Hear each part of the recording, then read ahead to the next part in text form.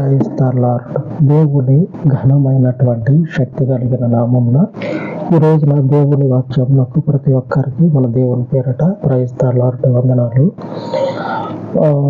ఈరోజు దేవుని వాక్యంలోనికి వెళ్లే ముందు దావీదు గురించి కొన్ని మాటలు ధ్యానించుకొని ఈరోజు మన వాక్య ధ్యానాన్ని మనం చూసినట్లయితే బాగా అర్థమవుతుంది వాక్యము.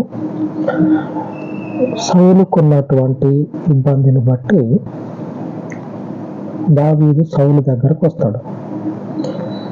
వచ్చినప్పుడు ఏం జరుగుతుందంటే, లేఖనంలో చూస్తే సౌలుకి దావీదు మీద బహు ఇష్టం కలిగిందంట. బహు ఇష్టం అంటే మనిషి రూపం చూస్తే హ్యాండ్సమ్గా ఉన్నాడు, అంటే చూడటానికి బాగున్నాడు. దావీదు బాగున్నాడు కదా అని చెప్పినని బహు ఇష్టపడ్డాడంట సౌలు. ఇప్పుడైనా కానీ కొంచెం ఎర్రగా బుర్రగా ఉన్న వాళ్ళ కంటే వాళ్ళకి మించి నల్లగా చూడటానికి వికారంగా ఉంటే ఏమాత్రం కూడా పట్టించుకోరు.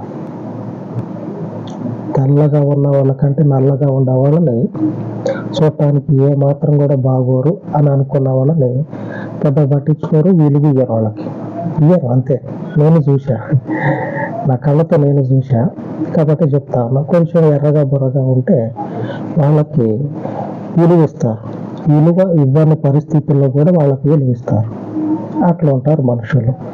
అయితే ఈరోజు వాక్యంలో సౌలు దావీదును చూసి ఇష్టపడ్డాడంట. అంతా బాగుంటాడు దావీదు. లేఖనంలో చూద్దాం. 1 సమూయేలు గ్రంథము 16వ అధ్యాయము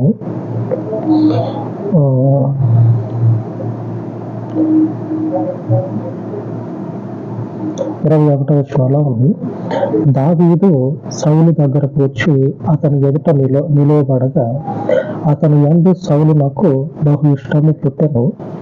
అతడు సౌలు ఆయుధములను మోయువాడాయను. బహు ఇష్టం కలిగింది. చివరికి వచ్చానంటే సౌలు ఏం చేసిందంటే ఆ విల్లు, ఆ బాణాలు, మళ్ళీ కత్తులు, ఆ కటార్లు మోగించుకునేవాడిలాగా వెంబడి తిప్పుకుంటా ఉన్నాడు. దావీదుని తిప్పుకుంటా ఉన్నాడు సౌలు. చివరికి ఏం జరిగిందంటే ఆ సౌలు వీటని ఆయుధాలని, ఆ విల్లుని, అలాగనే బాణాలని ఎలాగైతే దావీదుకి ఇచ్చిండో సౌలు, అలాగనే రాజ్యాన్ని కూడా అప్పచెప్పేసి ఆయన దారి ఆయన పోయిండు. చివరిలో జరిగింది ఇది. మొదటేమో ఆయుధాలు ఇచ్చిండు, చివరిలోనేమో రాజ్యాన్ని ఇచ్చి సౌలు పక్కకు పోయిండు. చూస్తే అబ్బా, హ్యాండ్సమ్గా ఉంటే కష్టం చేసే పనే లేదు, రాజ్యాలను స్వతంత్రించుకోవచ్చు అని అనుకుంటారేమో. దాంట్లో ఉన్న మతలబు ఏందో చూద్దాం. దాంట్లో ఉన్న మతలబు ఏందో చూద్దాం. మనకు అవసరం హ్యాండ్సమ్ కాదు, ఆ మతలబు మనకు అవసరం. చూద్దాం. అది దావీదుకు రాజ్యం రావటానికి కారణం ఏమైందంటే ఈరోజు వాక్యంలో నుంచి ధ్యానించుకుందాం. ఈరోజు మన వాక్య ధ్యానం ఏంటంటే యెహోషువ గ్రంథము 24వ అధ్యాయము 8వ వచనం. యోర్దాను అద్దరిని నివసించిన అమోరీల దేశమునకు నేను మిమ్మల్ని రప్పించినప్పుడు వారు మీతో యుద్ధము చేయగా నేను మీ చేతికి వారిని అప్పగించితిని. మీరు వారి దేశమును స్వాధీనపరుచుకుంటారు. వారు మీ ఎదుట నిలవకుండా వారిని నశింపజేసితిని. ఈరోజు మన వాక్యం ఏమిటంటే, వాళ్ళు మీ ఎదుట నిలబడకుండా వాళ్ళని చీమల్లాగా నశింపజేసితిని. ఆమె దేవునికి స్తోత్రం కలుగును గాక. దేవుడు నశింపజేస్తాడు. ఇప్పుడు నశింపజేస్తాడంటే ఆ మతలబు ఏంటంటే, మనకు కావాల్సింది హ్యాండ్సమ్ కాదు, అందంగా ఉండి మనుషుల్ని ఆకట్టుకొని వాళ్ళ ఆస్తుల్ని ఆకట్టుకునేటువంటి హ్యాండ్సమ్ మనకు అవసరం లేదు. కానీ ఉండాల్సినటువంటి క్వాలిటీ ఏంటంటే, హ్యాండ్సమ్ ఏంటంటే ఉండాల్సింది 23వ అధ్యాయంలో 6వ వచనంలో ప్రవక్త అయిన మోషే చెప్తా ఉన్నాడు మనకి, అటు ఆ రోజు ఉన్నటువంటి ఇశ్రాయేలీయులకి. ఏమని చెప్తుందంటే, దావీదులాగా అలాగే పేతురు చెప్పబోతున్నట్టు, తర్వాత చూద్దాం, పేతురు చెప్పబోతున్నట్టు హ్యాండ్సమ్ అనేది, ఎర్రగా బుర్రగా ఉండటం అనేది మీకు ఎంత మాత్రం కూడా వద్దే వద్దు.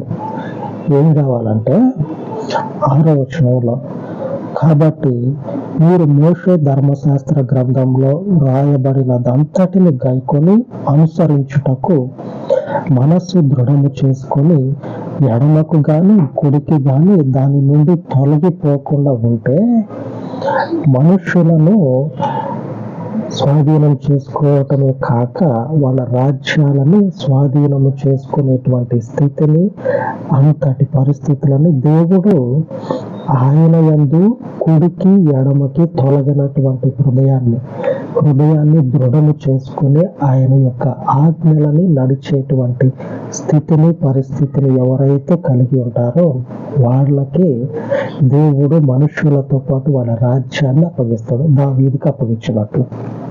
దేవునికి స్తోత్రం. ఆమేన్. దావీదుకి కూడా దేవుడు ఇందుకే అప్పచెప్పిండు.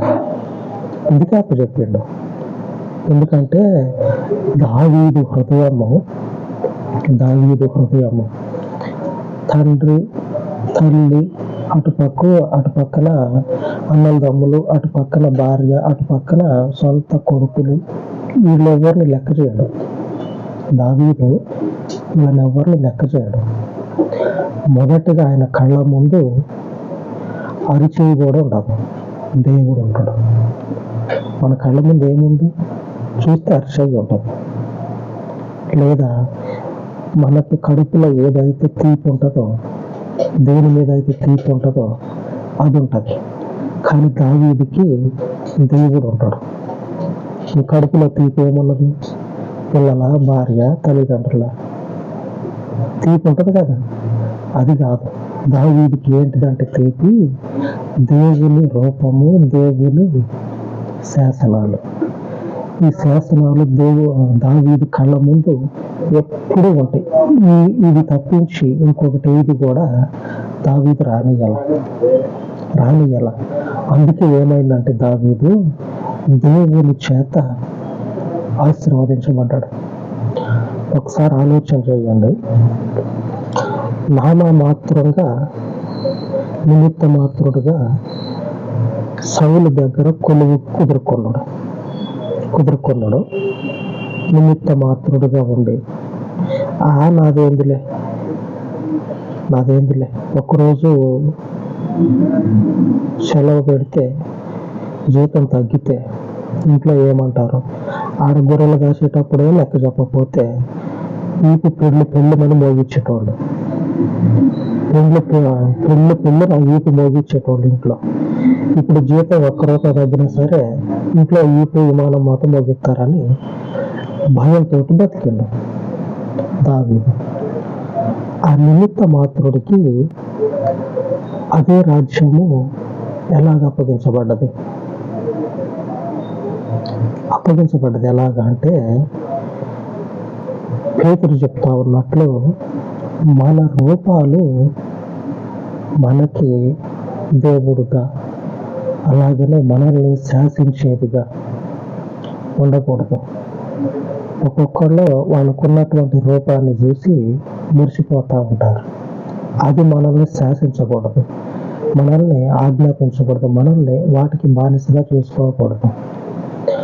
అలాంటి స్థితి కనుకుంటే రాజ్యాలు కాదు కదా, కనీసం మనుషుల చిటికెనలు కూడా స్వాధీనం చేసుకోలేము మనం.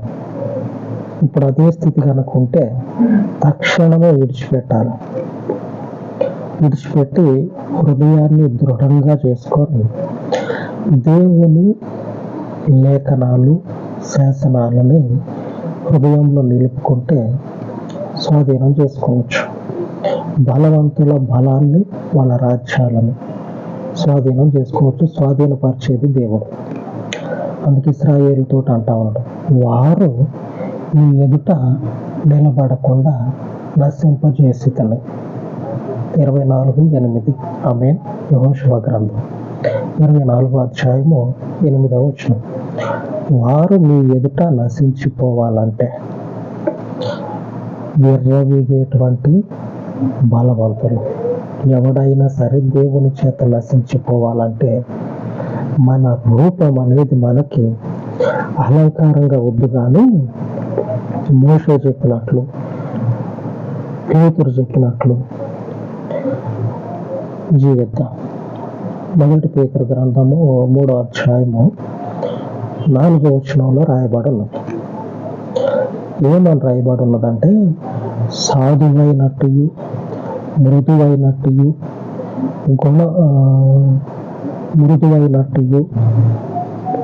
గుణమను అక్షయాలంకారము గల మీ హృదయపు అంతరంగ స్వభావము మీకు అలంకారముగా ఉండవలెను. సాధువైన, మృదువైన, గుణమను అక్షయాలంకారము గల మీ హృదయపు అంతరంగ స్వభావము మీకు అలంకారంగా ఉండాలి. అది దేవుని దృష్టికి మిగుల విలువ గలది. ఇది దేవునికి విలువ ఇచ్చేది ఏమిటంటే, మనుష్యుని రూపం కాదు, మనుష్యుని హృదయంలో ఉన్నటువంటి సాధువ, మృదుత్వము, అలాగనే ఆ మనుష్యుని హృదయంలో ఉన్నటువంటి అంతరంగ పురుషుని యొక్క ఆలోచన, ఆ మనుషుని యొక్క స్వభావము. ఈ స్వభావము దేవుని ముందు మనల్ని నిలబెడుతుంది. రాజ్యాలను జయించేటట్లుగా వారిని నశింప చేయటానికి దేవుని చెయ్యి బయలుదేరుతుంది. మనము అక్కడ నిలిచేటట్లుగా వారిని దేవుడు నశింపజేస్తాడు. దేవుడు వారిని నశింపజేయాలంటే ఈ లక్షణాన్ని మనం కలిగి ఉండాలి. ఇది దేవుని దృష్టికి మిగుల విలువ కలిగింది. ఇదే సాధువైన, మృదువైన. ఆ దావీదు కాలంలోనే సౌలు దావీదుకి అరిచేతిలోకి వచ్చి చిక్కుతాడు. ఎటు కూడా తప్పించుకునే అవకాశం లేని విధంగా సౌలు చిక్కితే, దావీదు దేవుణ్ణి నిలుపుకున్న మనిషి కదా, మృదు స్వభావి అయి ఉండి అట్లాగా గుప్పిలిప్పితే తుర్రుమని ఎగిరిపోతాడు. పిట్టలు ఎట్లా ఎగిరిపోతాయి, వలలో చిక్కినట్టే చిక్కి చాట్ని ఎగిరిపోతాయి. అట్లాగా సౌలు తప్పించుకున్నాడు. దావీదు తప్పించుకున్నాడు. చిక్కినటువంటి సౌలుని దావీదే ఇప్పుతాడు, గుప్పిలిని తప్పించుకోవాలి, చాట్న తప్పించుకొని పోతాడు. మృదువైనటువంటి స్వభావము, అలాగనే లోపల ఉండవలసినటువంటి అక్షయాలంకారము మనకేం చేస్తుందంటే, దేవుని దృష్టికి మిగుల విలువ కలిగినదిగా మనల్ని స్థాపిస్తుంది, నిలబెడుతుంది. అప్పుడు వారు మన ఎదుట నిలబడకుండా నశించిపోతారు. ఇశ్రాయేలీయులు కూడా వాళ్ళ యొక్క శక్తి కొలది మోషే చెప్పినట్లుగా ఎలాగ నడుచుకున్నారో, ఆ నడుచుకున్న దానిని బట్టి దేవుడు చెప్తా ఉన్నాడు, ఆ బలవంతుల దేశంలోనికి మీరు వచ్చిన తర్వాత ఆ అమోరీయుల్ని వాళ్ళ దేశంలో మీరు ఉంటే మీ ఎదుట వాళ్ళని నేను నశింపజేసినాను. దేవుడు ఎందుకు చెప్తా ఉన్నాడంటే, ఈ మృదువైనటువంటి, సాధువైనటువంటి, ఈ మిగుల విలువ కలిగినటువంటి ఈ అంతరంగ పురుషుణ్ణి ఇశ్రాయేలీయులు మోషే శాసనాన్ని బట్టి, దేవుడిచ్చినటువంటి ఆ శాసనము మోషే చేతిలో ఉంటే చూసి, ఇలాగ ఉండండి నాయనలారా మీరని చెప్తే అలాగ నడుచుకుంటే, అప్పుడు వాళ్ళ శత్రువులను దేవుడు ఏం చేసినట్టే నశింపజేసి వాళ్ళది వీళ్ళకి అప్పచెప్పాడు దేవుడు. ఆమె మనము కూడా మన శత్రువులని నశింపజేస్తాం. ఏం అవసరం లేదు. అంతరంగ పురుషుడు దేవుని ముందర విలువ కలిగినటువంటి మనుష్యునిగా దేవుని దృష్టికి కనబడితే దేవుడు జరిగిస్తాడు కార్యాలు. అలాగా ప్రార్థించుకుందాం. పరిశుద్ధుడా, మహారాజు, ప్రార్థన ఆలకించేటువంటి దేవుడవు.